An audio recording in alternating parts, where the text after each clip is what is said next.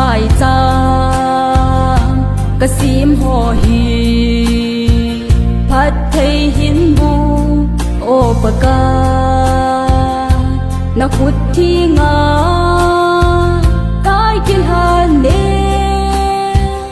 ta san nan ko ding de zinge na khut thi nga kai kin han ne ta san nan ko ding de zinge hallelujah ke ki pa e o ha chung nung ka pa kai ka in sung hi dan ha hi in gen dei ni lo ni hi zong le hoi tho na in mang pu vinge nei ho sa in nei pu izingo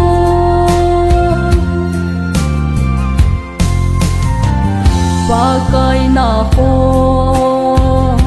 sa va dung chu tui ani ngin adim jing ka in sung hi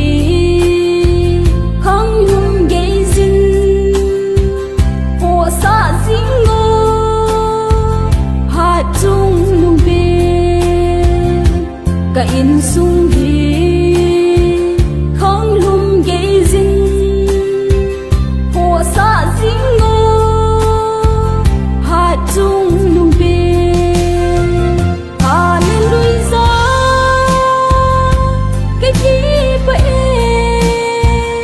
o ha chung nung ka pa kai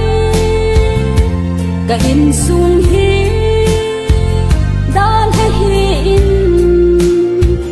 gen dei ni lo ni hi zong le hoi tho na in mang pu vinge nei ho sa in nei pu izingo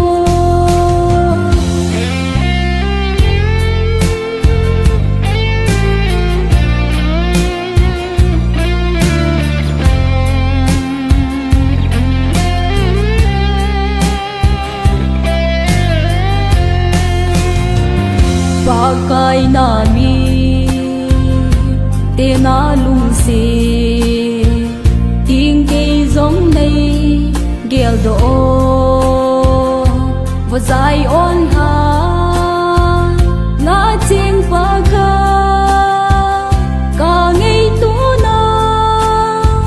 dei lam hi han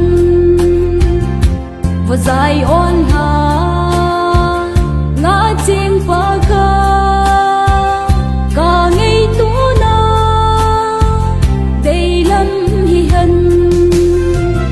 hallelujah ke ki pa e o ha chung nung ka pa kai ka in sung